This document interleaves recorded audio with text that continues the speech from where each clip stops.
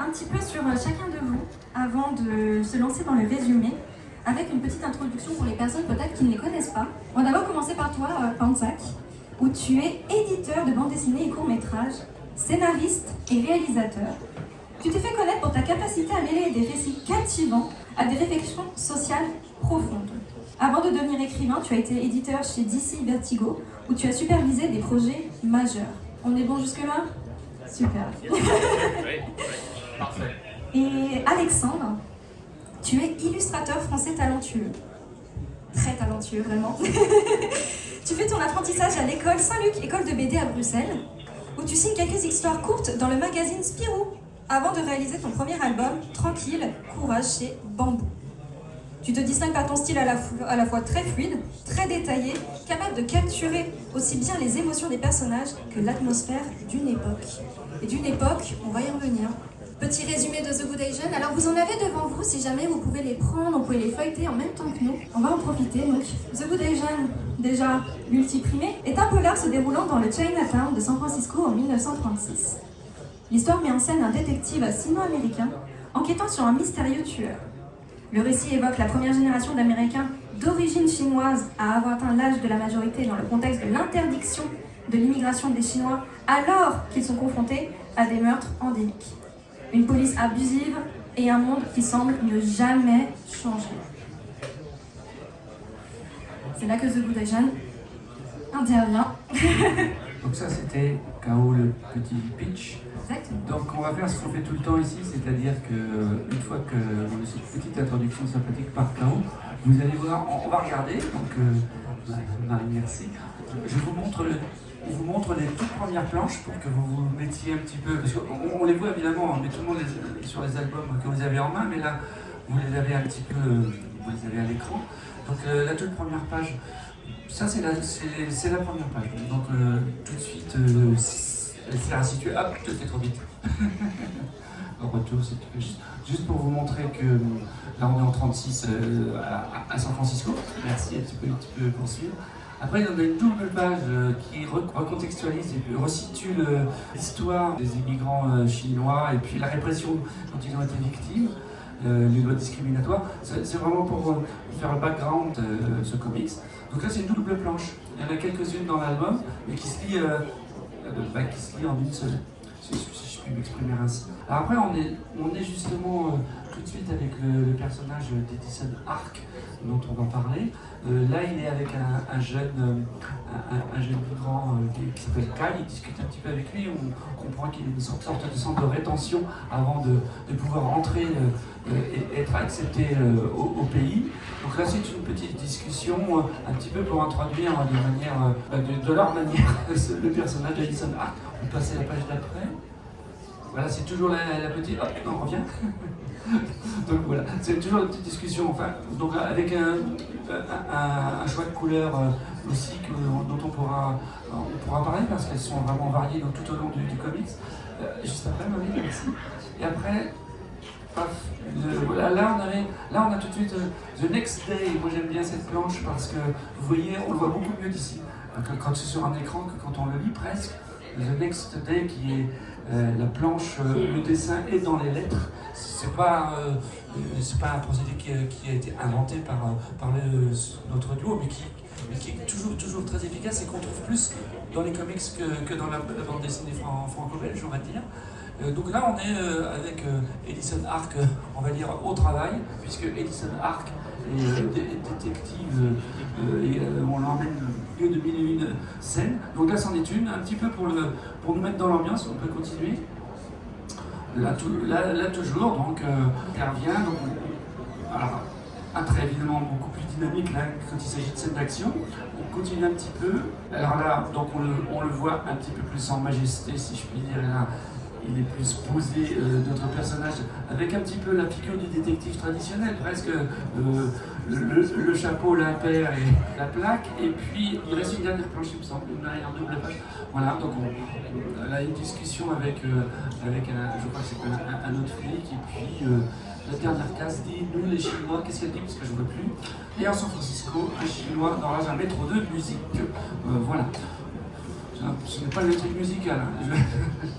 C'était pour vous immerger dans les planches, sachant que l'intrigue en elle-même, on ne l'a pas dit, elle débute à la page d'après, où Edison Arc, le personnage que l'on voit là, est appelé au chevet d'un milliardaire qui est présenté au tout début Carouet, qui le lance sur la piste de sa domestique Ivy Chen qui a disparu.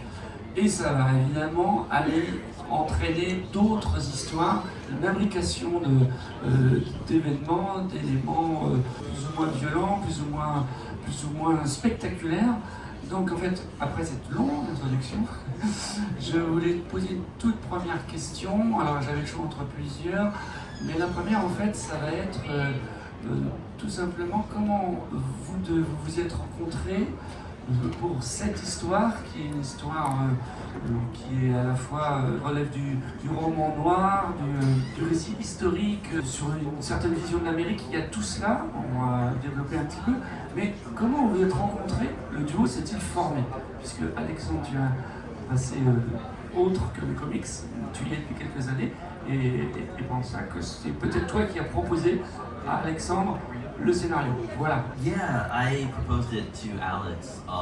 So we have a mutual friend, the artist Cliff Chang, who, he's a fantastic artist. He did Paper Girls, he did Catwoman in Lonely City, and he knew about the project. He knew I was looking for an artist, and around the same time, Alex had finished out his big assignment at Outlook Zero, and had talked to Cliff about how he was looking for a new project, and Cliff kind of brought the two of us together.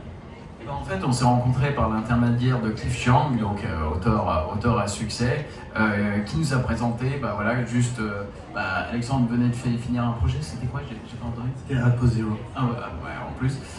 Et moi-même, Cliff savait que j'étais en quête d'un dessinateur pour ça, donc c'est lui qui nous a présenté.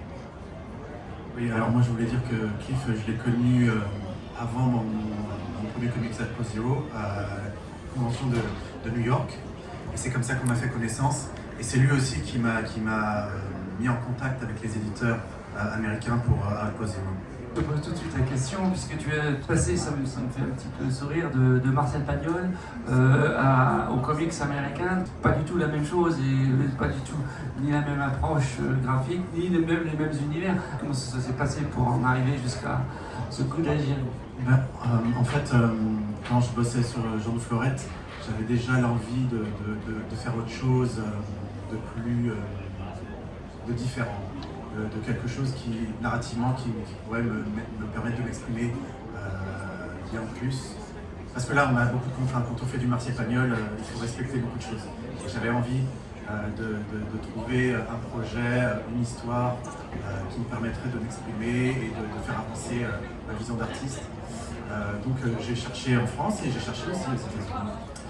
C'est comme ça que j'ai fait la rencontre de Cliff Chiang. Et Cliff Chiang, j'admire son travail, je trouve que c'est un super artiste. J'ai été le voir et je l'ai félicité d'abord.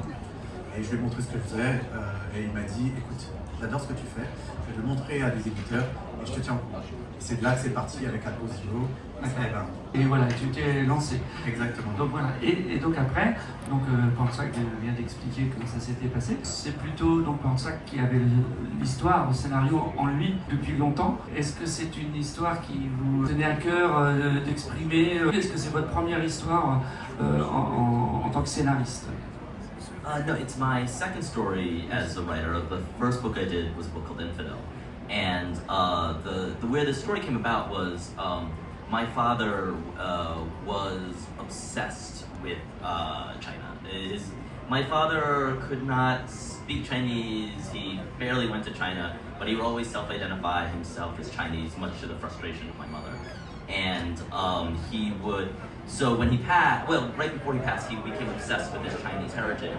And then after he passed, I wanted to look into it as well. And that's when I learned about the Chinese Exclusion Act. And with the Chinese Exclusion Act, I was kind of fascinated that I didn't know, as an Asian American, I didn't know anything about it. And so I did a lot more research into it just for my own interest, and was fascinated by the fact that this ban was happening around the same time as characters like Charlie Chan and Mr. Moto, Mr. Wong Detective were popular in America. And I thought would it be interesting to do a version of that character that incorporated that history? Bah, en fait, non, c'était mon deuxième livre en fait en tant que scénariste, puisque j'en avais fait un qui s'appelait Infidèle. Et surtout, ce qu'il y a, c'est que dans les dernières années de sa vie, mon père était absolument obsédé par ses racines chinoises. Parce qu'en fait, il ne parlait pas le chinois, mais il n'avait quasiment pas été en Chine, mais ça le travaillait sans cesse aux grandes dames de ma mère. Et donc, quand il est décédé, j'ai décidé, moi aussi, là, par pur intérêt personnel, par curiosité, de plonger dans mes racines chinoises. Et c'est là que j'ai découvert l'acte d'exclusion chinois, et ça m'a fasciné, parce que c'est arrivé en même temps que dans la culture populaire, il y avait des héros comme Charlie Chan, comme Mr. Moto. Mr. Moto, ouais. Mr. Wong. Et Monsieur Wong.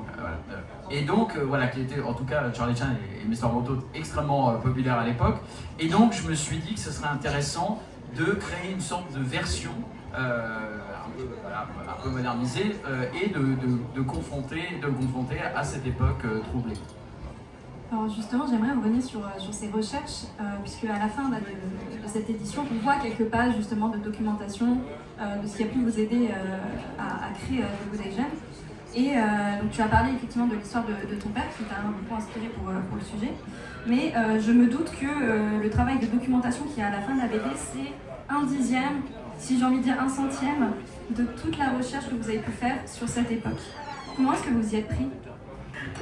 It was a very slow, very long process that involved a lot of reading and talking. A lot of how I work is, you start with the story you want to tell and you have the holes that you don't understand. So then you just try to fill the holes. And so a lot of this information isn't found anywhere. So a lot of it is just one step at a time, you fill in the holes of your understanding. And then as those holes get filled, you realize you have more questions. And you just slowly get enough where you realize, okay, I know just enough to tell the story that I want to tell with authority. But it really is libraries, it's internet. I went to Angel Island, San Francisco itself, to a lot of historical societies there, and that's where you get a lot of that information and you just kind of put it together. Voilà. En fait, oui, ça a été quand même assez long comme process et de documentation. Mais le fait est qu'on part avec l'idée de cette histoire qu'on veut raconter. Et on s'aperçoit que dans cette histoire, il y a des blancs. Et donc, on essaye de combler le manque d'informations à chaque fois. Et donc, il y a beaucoup de choses donc on passe beaucoup de temps à lire, à se documenter. Je suis allé à Angel Island, qui est en gros le Ellis Island pour la côte californienne, pour ce qui est un peu plus connu. Internet, des livres, et donc on finit petit à petit à avoir suffisamment d'informations pour pouvoir raconter avec une certaine autorité l'histoire qu'on veut raconter. Voilà. Pour rester justement dans ce sujet documentation, et voilà. Après, la balle passe au camp du dessinateur, quand c'est ça. Et toi, Alexandre, justement, sachant que les recherches, on pensera qu'ils avaient fait pour son scénario, toi, comment tu les complètes, tu les as sur place, comment tu as fait? Parce qu'il faut reconstituer un San Francisco de 1936, ce qui n'est peut-être pas plus aisé. Et qu'est-ce qui est difficile et qu'est-ce qui est plaisant à faire dans une telle entreprise? C'est la découverte de cette période historique. Je me suis beaucoup reposé sur le travail de Pornsak et de son assistante, parce qu'ils ont fait un travail énorme en amont. Et moi, j'ai vraiment échangé avec Pornsak pour atteindre vraiment une authenticité et une cohésion avec ce qu'on voulait raconter. Mais le plus gros du travail, oui, il a été fait en amont. Moi j'ai juste rajouté des détails et été chercher visuellement ce que je pouvais apporter à la documentation déjà existante du projet. Qu'est-ce qui a été difficile pour toi? Qu'est-ce qui t'a posé le plus de soucis? Alors je dis ça comme si la bande dessinée était... On se dit il a dû en baver et tout. Non, pas du tout. C'est super fluide, c'est dynamique et tout. Et puis on va revenir sur certaines planches très inventives. Donc, mais qu'est-ce qui t'a peut-être plus compliqué? Je ne dirais pas qu'il y avait quelque chose de compliqué, parce que en fait, c'était tellement bien préparé que j'ai pas dû me creuser la tête pendant des heures pour pouvoir me mettre à travailler. On a fait plein de vidéos de chat via Skype pour discuter des points qui pourraient susciter des interrogations, des questions. Ça a été très bien tout au long du projet, parce qu'en fait, cette connexion, parce que maintenant, on est scénariste et dessinateur, mais on a créé aussi une connexion humaine, on est devenus amis à travers ça, parce qu'on s'est vraiment été en connexion et parlé pendant 2 ans, le temps de faire ce projet, et on a discuté au-delà de l'histoire, on a discuté de plein de choses qui étaient liées à l'histoire et qui se rattachaient à nos vies personnelles. D'accord, on a compris que c'était de bons assistants qui t'ont permis de voilà. Ce qui permet après, comme Kao, tu en parlais aussi tout à l'heure, et toi-même tu l'as dit, tu voulais faire autre chose suite aux adaptations. Effectivement, Pagnol, c'est un peu des carcans, et puis même peut-être la bande dessinée, le franco-belge, mais peut-être aussi, je dis franco-belge pour dire autre que le comics. Là par exemple, si je prends juste cette page-là, cette planche, tout simple, je la remonte là, bon, c'est une petite insert avec une case en forme de puzzle, de pièces de puzzle. À un autre moment, tu as une pleine page, celle-là. Celle-ci qui est une scène à l'intérieur du club. Dans un club, voilà, ça se voit pourtant. Donc là, tu as eu un sentiment de liberté par rapport à cette histoire. Justement, dans la création de concepts visuels comme ceux que tu viens de montrer, il y a beaucoup plus de liberté et d'exemples dans le comics américain sur lequel on peut se reposer et en se disant ok, ça pourrait correspondre à cette histoire-là, à ce projet-là et à cette page-là, ce qui n'était pas du tout le cas avec Jean Florette. C'est impossible pour moi d'imaginer les Golins avec un concept visuel complètement ça serait l'expérience à tenter. Ouais, non, je pense pas que les héritiers auraient apprécié. Oui. Et donc 2 ans, vous disiez 2 ans de travail tous les deux. Mais comme c'était un comics, c'est 2 ans. Alors donc là, on a la version vous avez paperback, comme voilà. C'est-à-dire qui rassemble. Regroupé. Il y a 12 épisodes, 10. Il y a 10 numéros qui sont regroupés dans ce. Voilà. Donc effectivement, ces 2 ans de travail avant que ça paraisse ou en cours de parution. En fait. Logistiquement, on a pris l'avance sur l'histoire. Je pense qu'on a commencé à publier aux alentours du numéro 3 ou 4, si je me rappelle bien. Et après, les 6 autres, je les ai faits pendant que les premiers numéros sortaient. Donc ça fait qu'on n'a pas eu vraiment de tension de production pour pouvoir finir le bouquin. Le bouquin, il a été fait avec des dates de rendu tout à fait correctes. Je voulais revenir parce que tu l'as très bien montré au niveau des couleurs. Vous avez travaillé donc avec Lee Loughridge, si je prononce bien, et Powell, qui sont du coup à la couleur et qui nous présentent une palette exceptionnelle. On le voit, qui dépeint très bien soit les actions, soit les émotions. Et à quel moment vous vous êtes dit que ça allait être eux qui allaient au mieux réinterpréter l'histoire de The Good Asian? En fait, Portsac, il avait déjà quelques coloristes à proposer, sauf que c'est moi qui ai dit que parce que quand j'ai vu les pages de Lee en couleur, je me suis dit que ce gars il était hyper intelligent visuellement, et ça collait tout à fait à mon style. Et en fait, je me suis pas trompé. Dès les premières pages, la connexion qu'on a eue et le résultat qu'on avait, pour moi, ça a été vraiment parfait. Donc c'est pas, moi de toute façon dans mon dessin, je suis pas quelqu'un qui s'appesantit sur trop de détails. Je suis plus dans le storytelling, dans raconter une histoire et le choix des images et des ellipses et comment ça s'enchaîne, les images s'enchaînent les unes à la suite des autres. Et donc je cherchais quelqu'un qui ne mette pas vraiment d'effets sur les pages, trop de couleurs, trop d'effets, quelqu'un qui soit clair et précis. C'est ça. En gros, si vous ouvrez The Good Asian, on retrouve des palettes juste avec des teintes différentes, donc que ce soit ombrage ou lumière, et qui définissent donc une scène. Là, par exemple, on est là, ce que je vois, par exemple, une scène de repos, donc de nuit. Ce sont des teintes bleutées, violettes. Ça reste très simple et on change juste la teinte. Quand c'est dans un bureau, on passe à un bleu-gris très terne, évidemment. Et en fait, la couleur interprète absolument tout ce qu'il se passe On n'a même pas besoin, en fait, parfois de lire le dialogue pour savoir qu'on est dans une situation particulière. Oui, Voilà. oui, ça peut vrai. Cela dit, vous pouvez lire les textes. Oui, non, mais bien sûr. C'est juste un petit aparté, parce que la couleur est exceptionnelle. Effectivement, c'est un comics qui est paru sur la durée. Ils mettent quand même beaucoup d'histoires, beaucoup de pistes, ils nous emmènent sur plusieurs voies. Est-ce que Pansac, dès le début, vous saviez où ça allait, la plus importante, ou la voie finale? Puisqu'effectivement, je vous disais, on recherche d'abord une domestique disparue, et puis on est tout de suite sur la trace d'un serial killer un peu fou. Voilà. Donc, quel était ce qui vous a emmené le plus loin possible, vous dire, moi je veux raconter ça? C'est cette histoire-là. Yeah, the way I look at like when most of the Asian stories work is that I have a rough shape of what the idea of the story is, and I kind of know that going in. But then what happens is the research comes in and it changes the rough shape. Sometimes it fills it out, but sometimes it changes it, and I have to sort of incorporate it from there. It's a lot.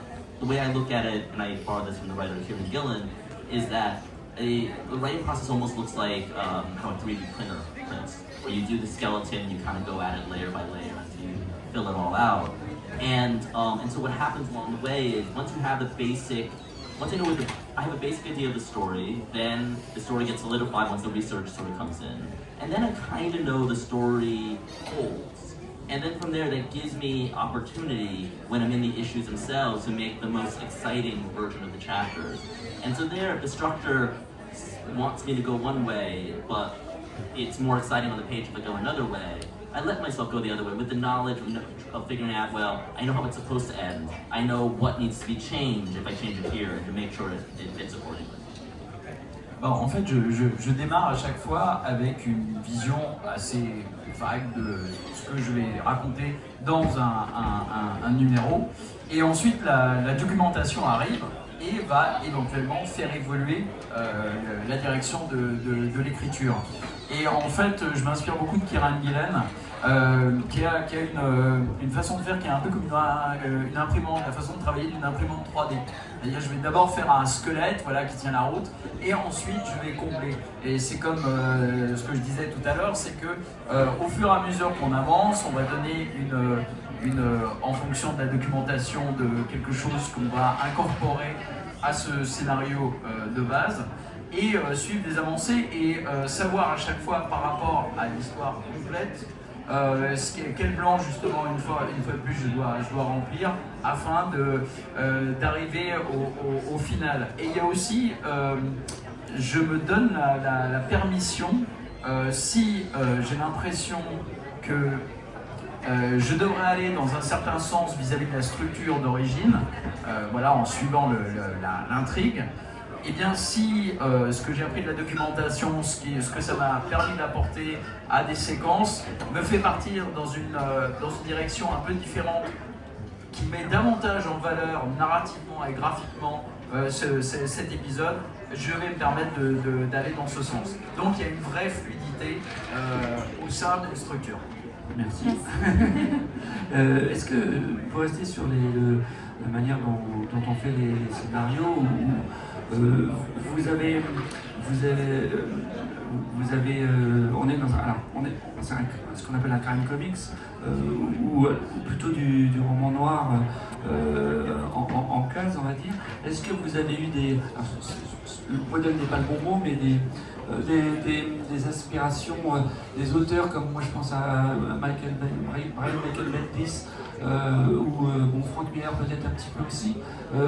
Est-ce que ce sont des auteurs que vous avez lus, l'un et l'autre d'ailleurs, parce que même graphiquement, ces deux-là ont aussi une importance dans l'histoire de la bande dessinée. Est-ce que ce sont des auteurs que vous avez lus, qui vous ont inspiré, voire même dit moi c'est ce type de récit que je veux faire, en étant votre propre, ayant votre propre univers et votre propre, évidemment. Yeah, no, all of them. Frank Miller, Brian Michael Bendis, Brian Azzarello, and Eduardo Riso. C'est When the Not Bullets, When the Not Bullets. Matt Wagner and Guy Davis did a book called Sandman Mystery Theater that was set in the 1930s. That was a big influence. Ed Brubaker and Sean Phillips, Darwin Cook, but also in prose, Raymond Chandler, Dashiell Hammett. Donc on a toute la liste des grands noms. Vous voulez citer ce Brubaker et Phillips qui effectivement sont des grands duos aussi intéressants. Part of the reason why I like to write this stuff is to give me excuses to read a bunch of stuff I have been meaning to read. Donc en fait, une partie justement de ce qui me motive pour écrire tout ça, c'est que ça me donne l'occasion de justement de relire mes modèles. Alors dans les modèles, je pars à l'envers, donc il y a Dashiell Hammett, créateur de Sam Spade, Faucon Maltais, Raymond Chandler, Philippe Marlowe et autres, donc là de la littérature noire américaine qu'on a pu découvrir en France dans les séries noires, soit dit en passant.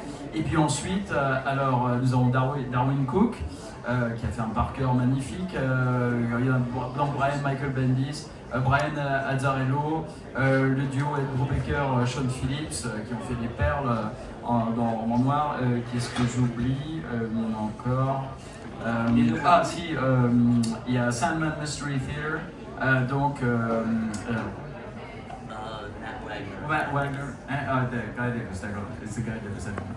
Voilà, donc là, une histoire qui se passe dans les années 30, donc qui était forcément un modèle intéressant à ce type d'ouvrage. Voilà, donc voilà, le Tous et Frank Miller également. D'accord. Et toi justement Alexandre, par rapport à tous ces noms et tous ces dessinateurs et auteurs américains, tu t'es pas écrasé par le... J'ai essayé de ne pas y penser. Voilà. Parce que en y pensant... ça tétanise un petit peu. Essayer de faire ce que je sais faire, en essayant d'apporter ma touche à l'histoire, en essayant aussi de prendre exemple sur ce qui a été fait avant, et en l'incorporant de manière équilibrée dans le visuel. Évidemment, si on compare Jean Florette et Hugo de Gênes, c'est deux mondes à part. Oui, tout à fait. Il n'y a pas de noir dans Jean Florette, c'est tout à la couleur. J'ai beaucoup laissé de place à la couleur dans Jean Florette, parce qu'en fait, comme moi je suis coloriste aussi à la base, c'est ce que j'ai fait sur Jean Florette, mais après j'ai dû aussi, et avec d'abord à Posio, en fait, apprendre à travailler avec différentes corps de métier comme le coloriste et le lettreur, et donc me focaliser sur ma partie du travail et faire que je délègue les couleurs à quelqu'un. Et donc comme je délègue les couleurs à quelqu'un, il a fallu que je trouve aussi une façon de dessiner qui parle aux coloristes pour qu'ils me comprennent. Parce que c'est pas moi qui le fais, donc moi je me comprends. Si je laisse à la couleur, je sais ce que je vais faire. Mais là, il a fallu aussi que je sois clair et pour le crime, le style de registre dont on parlait, et pour le coloriste. D'accord. Oui, voilà. En fait, vous êtes bien dans le... Là, on est au Faux Polar SNCF, vous êtes vraiment plein dedans, puisque c'est vraiment le genre de ce prix. Vous avez eu deux prix, dont un Eisner Award pour la mini-série, mais elle n'était pas estampillée polar, en fait, cet award-là. Est-ce que c'est juste une... Parce que nous c'est le Faux Polar, c'est le polar. Et là, par contre, c'était une récompense plutôt pour la série de l'année, il me semble. Je ne sais plus. 2022, vous aviez. C'est une récompense prestigieuse, les Eisner Awards, les Oscars, c'est les Oscars de la bande dessinée quand même. Donc ce qui veut dire, pour résumer, quand même, que tu as bien réussi à t'extirper de toutes tes influences et avoir ton propre style. Tu as réussi la récompense, c'est sûr. J'ai fait un grand écart. J'avais justement une question, alors vous avez répondu un petit peu par-ci par-là à cette question, mais parce que toi, comme tu viens pas du monde du comics de base, sur le format du comics, est-ce que ça influence la manière dont vous approchez des thèmes donc très lourds comme le racisme, les luttes identitaires? Pourquoi vous pensez que The Good Agent se différencie des autres récits noirs? Moi, comme je l'ai traité, venant du franco-belge, ça a été plus une différence narrative, pas forcément de l'essence de l'histoire, puisqu'en fait c'est complètement différent. En France on est sur du 46 pages, là on est sur 22 pages mensuelles. C'est en gros du 6 cases par page. En France on est plus aux alentours de 8. Donc la manière dont on raconte et quand je fais le storyboard, c'est complètement différent. Les ellipses sont différentes, le temps entre les cases est différent. Il a fallu, j'avais pas que de la culture franco-belge dès le départ, donc ça m'a aidé. Je lisais des comics avant de venir aux États-Unis, c'était pas par hasard. Mais il a fallu que je m'adapte aussi au niveau narratif. Il a fallu que je m'adapte sur plein de choses, surtout. Même sur le rythme de travail, de production des pages, sur la délégation de certains corps de travail par rapport à l'album. Mais en cours de course, ce sectionnement de travail, en fait, du moment qu'on trouve l'équipe qui convient, coloriste, artiste, scénariste, cette cohésion se retrouve à la France. Et justement, là, il y a quelque chose qui est assez amusant, je sais pas si c'est amusant, mais assez systématiquement qui se fait sur les couvertures par d'autres illustrateurs. Elles sont dans l'édition, vous voyez par exemple. Alors c'était la couverture du numéro quand il est sorti, ou c'est une couverture alternative, comme on dit. C'est la vraie. This was the cover of the first issue. The second issue. Okay. C'est ça là, C'est le numéro 2. Oui, d'accord, mais c'est bien la couverture qu'on trouvait en kiosque. Donc voilà, parce que c'est assez une pratique qu'on a moins chez nous, quand je dis chez nous, dans la bande dessinée franco-belge, c'est de faire appel à un autre dessinateur pour les couleurs. Et comment ça se passe ça Est-ce que ce sont les dessinateurs qui se disent « Ah ouais, moi je veux absolument faire la couverture du numéro des Épaules d'Égiane » ou c'est une recherche, là peut-être que monsieur l'éditeur a plus de pistes pour participer à cette aventure. D'ailleurs, j'en profite pour saluer monsieur l'éditeur qui est ici de l'édition française. C'est une très belle édition, dos toilé, reproduction, tout le matériel critique à la fin. Voilà, on en parlera peut-être un peu après, mais la question des dessinateurs là. So I came to them originally. Every issue had 2 covers, and the A cover, which is what they're called, was by Dave Johnson, who did the covers for 100 Bullets. And I'm such a fan. He's so iconic in terms of crime. It just made sense. So that got the crime aspect of it. But then for alternate covers, I wanted a different Asian artist that I'd never worked with before to each provide a cover. And there were a bunch of artists who had volunteered, but no one really knew who we were when we started. So, I mean, they knew us as people, but they didn't know the project. So it was as the book, we booked all the artists before, kind of as the book was coming out. So I would learn after the book was out that Asian artists were just like, why didn't you ask me? But for the sequel, we'll get them on board. En fait, il y avait pour chaque numéro, il y avait 2 couvertures. L'une était par le mythique cover artist Dave Johnson, qui a donc fait les couvertures de 100 Bullets en pro, et qui est une telle icône dans le monde du comics noir que ça semblait être une évidence. Donc il a donné cette contextualité noire immédiatement. Mais il y avait aussi donc une couverture B, comme on dit dans le jargon, et là je voulais qu'il y ait un artiste asiatique qui puisse faire la couverture. Et donc effectivement je suis allé les chercher et en fait je les avais tous réservés parce que en fait ils nous connaissaient nous personnellement mais ils ne connaissaient pas le projet. Donc c'est seulement après, lorsque les numéros ont commencé à sortir, que j'ai eu des artistes justement asiatiques qui sont venus me dire ouais, pourquoi t'as pas pensé à moi voilà. Et donc voilà, ça s'est fait, c'est moi qui suis allé les chercher et ça s'est fait comme ça. D'accord. Et comment, alors là c'est peut-être l'éditeur qui pourrait répondre, l'éditeur français, mais comment vous avez trouvé l'édition française? Parce qu'effectivement c'est Comics Initiative, donc le nom je le rappelle. Yeah, he stalked Image, which I'm glad he did because the French edition looks gorgeous. That I'm very jealous of the French editions for all books because they're so much nicer than the American editions, and this one is not. Is also this case. Voilà, en fait, il a fait le siège d'Image. Donc, j'étais très content en fait parce que je suis très jaloux en fait des éditions françaises qui sont toujours, c'est toujours plus beaux livres. Donc, ah ouais, très content. Voilà. Ça, c'est les TPB, les trade paperbacks. Yeah, in America there's two. We do have a oversized hardcover in America as well, but those are the softcover versions. Voilà, donc ça c'est ce qu'on appelle le trade paperback. Donc quand une série a du succès, voilà, on va le publier sous cette forme-là. Donc il y en a deux aux États-Unis, mais il y a aussi ce qu'on appelle un hardcover, voilà, une couverture dure qui réunit la totalité, un petit peu comme l'édition française, mais trop cher pour l'interprète. Donc D'accord. Bon, juste pour finir, parce que comme la couverture est très très très belle, donc elle est à la manière de cinéma, un petit peu. De cinéma. Donc c'est un peu ce qu'on peut se dire. Est-ce que c'était aussi une volonté aussi de replonger à l'époque presque des pulps, puisqu'il y a aussi, on n'en a pas parlé, on n'a plus le temps, mais de Earl Biggers et de son Charlie Chan, qui était le premier détective sino-américain des années 30. Donc il y a cette ambiance, quoi.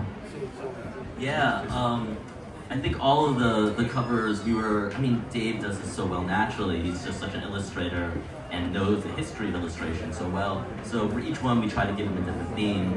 And then the last cover was, I kind of asked him, like, wouldn't it be fun if we did God, what's the name of that movie? Oh my god, it's a John Carpenter movie, now I'm completely blanking. Escape from Chinatown. No, that's not it. It's Big Trouble in Little China. Yeah.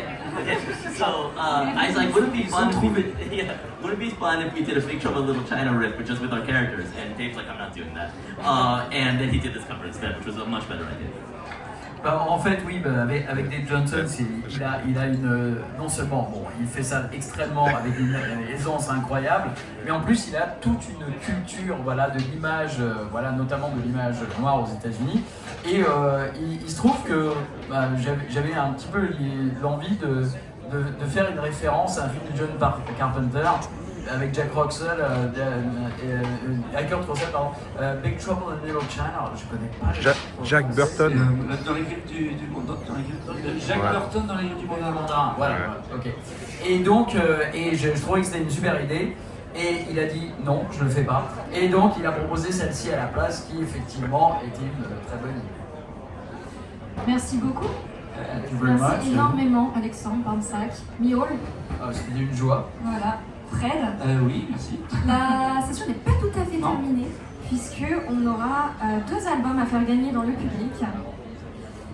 On a tout de suite, immédiatement même. Immédiatement, et surtout, alors ce sont des albums qui seront dédicacés, bien sûr, et avec Fred, ce qu'on aime bien faire, c'est demander à soit du coup Alexandre, soit Barnsac, s'ils ont envie de poser une question au public concernant ce qu'on a pu dire, concernant l'histoire, pour faire gagner un des albums. Ils doivent répondre correctement. J'espère que ça Évidemment. va. Oui, si c'est une réponse fausse. Après, on surveille, c'est le premier qui a Parce que sinon, je peux commencer avec ma question qui est très simple. La question est très simple. Donc, pour gagner un des albums de The Good Asian, quel est le métier du personnage principal? Ça s'est levé très vite. Oui. Détective. Exactement. Félicitations. C'est trop facile. Ah oui, c'était facile. Je l'ai dit. Là, ça va être compliqué. Hein. Vous en avez une ou pas? Ok. C'est la deuxième, donc. C'est quoi la date qu'on voit sur la première page?